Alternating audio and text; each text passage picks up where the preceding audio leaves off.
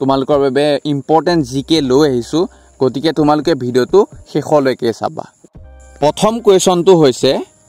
প্ৰথম বিশ্বযুদ্ধ কিমান চনত হৈছিল ফাৰ্ষ্ট ওয়াৰ্ল্ড ওয়াৰ কিমান চনত হৈছিল আৰু ইয়াৰ এনসাৰটো হৈছে 1914 চনত প্ৰথম বিশ্বযুদ্ধ 1914 চনত হৈছিল কোৱেশ্যন নম্বৰ 2 দ্বিতীয় বিশ্বযুদ্ধ কিমান চনত হৈছিল সেকেন্ড ওয়াৰ্ল্ড ওয়াৰ কিমান চনত হৈছিল আৰু ইয়াৰ এনসাৰটো হৈছে 1939 চনত কোৱেশ্যন নম্বৰ 3 অসম আন্দোলন কিমান চনৰ পৰা কিমান চনলৈ হৈছিল আৰু ইয়াৰ এনসাৰটো হৈছে 1979 চনৰ পৰা 1985 চনলৈ কোৱেশ্যন নম্বৰ 4 ভাৰতত প্ৰথম টেলিভিছন সেৱা কিমান চনৰ পৰা আৰম্ভ হৈছিল আৰু ইয়াৰ এনসাৰটো হৈছে 1959 চনত 1959 চনৰ পৰা কোৱেশ্যন নম্বৰ 5 প্ৰথম ভাৰতীয় উপগ্ৰহটোৰ নাম কি প্ৰথম ভাৰতীয় স্যাটেলাইটটোৰ নাম কি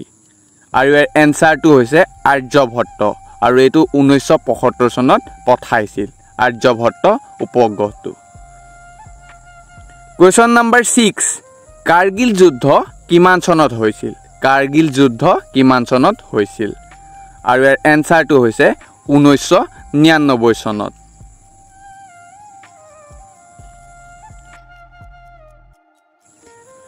কোৱেশ্যন নম্বৰ 7 হিৰোশ্বিমা আৰু নাগাসাকিত কিমান চনত বোমা বিস্ফোৰণ হৈছিল যেটো এটমিক বোমা বিস্ফোৰণ কৰিছিল আমেৰিকাই জাপানৰ ওপৰত কৰিছিল দ্বিতীয় বিশ্বযুদ্ধত যেটো কিমান চনত কৰিছিল আৰু ইয়াৰ এনসাৰটো হৈছে 1945 চনত কোৱেশ্যন নম্বৰ 8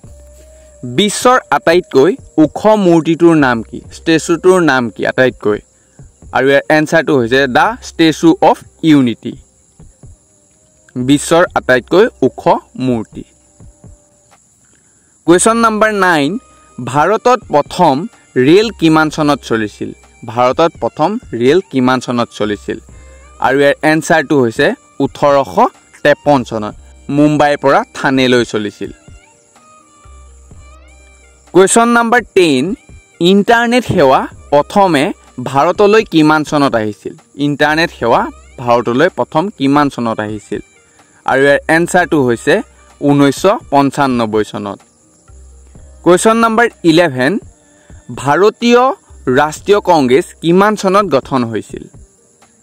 আৰু ইয়াৰ এনসাৰটো হৈছে 1885 চনত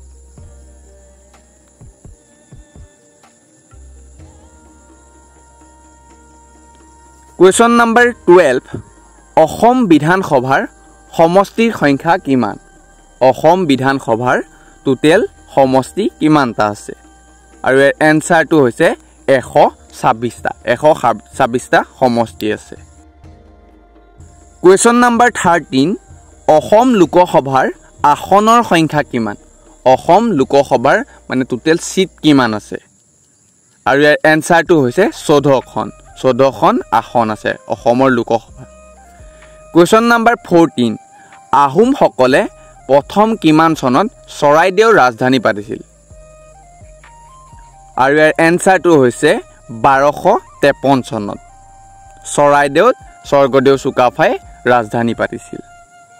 কোৱেশ্যন নম্বৰ 15 আৰু আজিৰ ভিডিওটো লাষ্ট কোৱেশ্যন হয় আহোমৰ শেষৰ ৰজাজনৰ নাম কি আছিল আৰু ইয়াৰ এনসাৰটো হৈছে পুৰন্দৰ সিংহ যদি তোমালোকে ভিডিওটো চাই ভাল পালা বা হেল্পফুল হল বুলি ভাবিলা তেনেহলে চেনেলটো সাবস্ক্ৰাইব কৰি ৰাখিবা এনে ধৰণৰ নতুন নতুন ভিডিও পাই যাবা আৰু মই ইম্পৰ্টেন্ট কোৱেশ্যন nei দিবলৈ ট্ৰাই কৰো আৰু যদি ভিডিওটো ভাল লাগিল লাইক কৰি শেয়াৰ কৰিবা সো আজিলৈ বাই জয় অসম